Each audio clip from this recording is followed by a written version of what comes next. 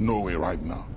I believe, contrary to what anybody may say, and I'm a Ghanaian, and I have my constitutional right to speak as I will. I believe that one of the things that will help the nations of Africa is for us to have national coalitions from all political parties. Who are thinking about the institutionalizing the national agenda. Yes, come together, get traditional rulers, religious leaders, labor, business community, the youth, even the army, bring them all together. Let's have and let's come together with a national agenda of what we want in this country. For instance, in Rwanda, it's a law that nobody sleeps in mad houses. Nobody. You don't build a mad house.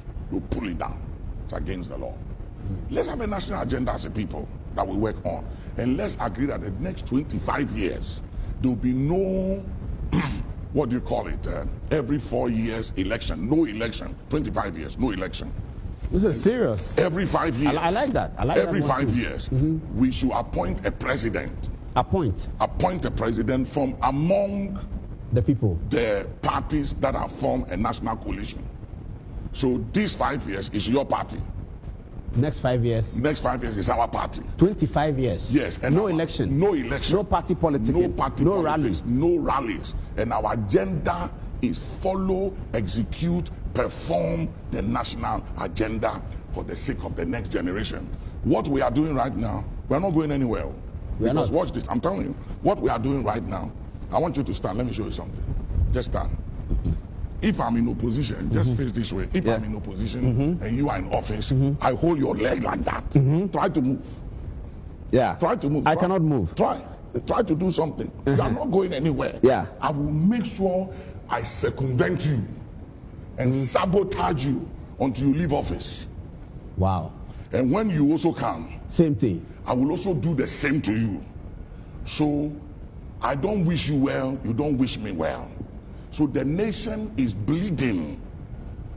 The nation is bleeding and no continuity, because when you come, everything I've done, you have to condemn it and let the people know that I was a failure, I was a disappointment, and you have come to fix it.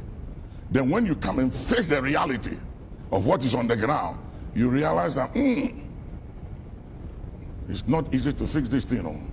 And then I'm also going to make sure I expose you and let people know that you circumvented me to come, so you must not succeed, and I'll make sure you fail, so I'll come again. So the vindictiveness continues, the hatred continues, the bitterness continues. We are dividing people. I have people in this church who are family. Some are NDC, some are MPP, and sometimes it's amazing to see how they relate to one another. Because of politics. Because of politics. We are dividing the churches. The churches are divided. Husband and wives. One is NDC, one is MPP. Brothers and sisters. And the hatred and the bitterness and sometimes the arguments. The way they argue and the things they say. Are people in this church MPP people in this church, when NDC was in office and I used to pray for President Mahama, you should see how they attacked me. They used to come to my office here and attack me and say, what is your problem? And some people will even tell you, stop praying for them, let them fail. When we come, we'll fix the problem. And I look at them and I say, what kind of a thinking is this? Now that NDC is gone and MPP has come, and I'm praying based on scripture, it's a command. And the Bible said, the prophet Samuel said, he said, woe is me to sin against the Lord by not praying for you. And he says, sin not to pray for your leaders. And it's clear in the New Testament and the Old Testament. But there are Christians in this church, in my own churches, who, because of their political parties and what they believe their parties can accomplish and everything, praying for the present government, are angry with me. Really? And yeah, they're angry and they tell me. They're angry with me. And some of them say, I don't even pay my tithe. So you think we should do this 25-year plan? We have to do it. Because you know why? No election. I'm telling you something. There is a wind coming. Wow. And it's not 2019. It will begin after 2020 going. After 2020, there's a wind coming. There's a wind coming. The Arab uprising is coming. Here, It's coming. It's coming. by the youth. It's coming not just to Ghana, West Africa, all over, if we don't do something. Because you see, look at a lot of these youths. They've graduated from school. They are home, no job. Some of them, you go to these car washing places, you see 10 young men who have graduated from university washing one car. And then they have to wait for some hours before another car comes. Some of them live in these kiosks. You know, we have kiosk estates these days. Yeah. Opposite the wealthy areas. Yeah. And they know the people who live in the community. They went to school, some of their kids. Some of them know the families. They have nothing. Suddenly they go into politics and they have everything. And they drive the best, they fly the best. Their children go to school abroad and everything. And they're sitting down there looking at all of you and saying, hey, wow, this thing is interesting. After a while, if we don't give them hope, that's why I'm going back to the schools. Speak to them. And I'm engaging the youth again. Because if we don't give them hope and a sense of direction, the most dangerous thing in life is to fight somebody who has nothing to lose. They don't have wives, they don't have children, they don't have cars, they don't have lands, they have no hope, nothing to live for. They don't mind dying. So our politics is treading on dangerous grounds. It is Africa, because I see it everywhere, and it's very scary and very worrying. That Will the wind start from Ghana? I don't know, but it's coming. It's coming to West Africa. After 2020? Yeah, after 2020 going, 2021, 2022, 3, 4 going, if something don't change to give the youth hope, I'm telling you, and I'm speaking. Do you think this 25-year plan will work? It will work if only our leaders, especially former presidents and the leaders of today, will come together and say, hey, let's take hold of our country. Let's do something, because this party politics, as much as it's democracy and it works, we have to do it in the context of what works with our tradition. You know, and if we don't look at it carefully, it will create an atmosphere that the countries of Africa will become very difficult to govern. I mean, look at Nigeria.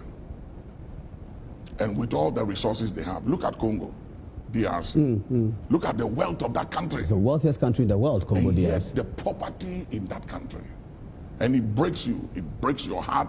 You go in there, you look at the place and you ask yourself, why? What is wrong is the way our party politics is structured. This winner takes it all has to stop.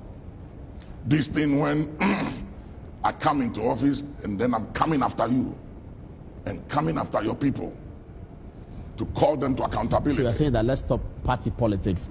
Let's have a coalition of people who are thinking about the country. Let's From implement a all the 25-year plan from all the on political health, on parties. education. So we take a decision on education. That's it. So it's not somebody comes 3 years, SS, somebody says 4 years. Let's take a decision. Do we need Together. the SSS? Do we need the old system? Which one benefits our people? Yeah. On water, what do we do? Yeah. On electricity, when we have established those things, Yeah. we can go back to party politics. Yeah. And we'll become like America. We can. It's possible in our lifetime. Are you giving up on what the church has done over the last 30 years? Because you see, with your leadership, your eminence, the church has had significant interventions in our national life. I agree. I remember the Ebola. Yeah. You stood up and said a prayer against Ebola. Yeah. Today we don't talk about it anymore. Yeah. Glory to God. I remember the Oral Roberts conference. Yeah. And you have been holding these conferences at the Accra Sports Stadium. You were Yeah. praying for the nation when the rains came. Yeah. So all of these interventions have been to hold the nation together. Do I get the sense that you are now giving up on that one and thinking that if our people don't take action, then we are gone? I'm not giving up on prayer for nation. And those spiritual interventions. Yes, I'm worried as a spiritual man of what could happen when people become desperate. You see, desperation comes when people feel like there is no way out. We are stuck. There's no way out. That is where desperation comes. And a desperate man and woman is a very dangerous person. And Jesus said, any kingdom and house divided against itself cannot stand. And the depths of division in this country, with the hatred that goes with it, and the level of bitterness and anger, hey, because of this belongs to this party, that belongs to that party. Paul, I'm telling you, we are sitting on a time bomb. And I'm speaking as a spiritual man. I'm speaking as a spiritual man and as a watchman upon the walls of this country. That we are sitting on a time bomb, and it will not be long.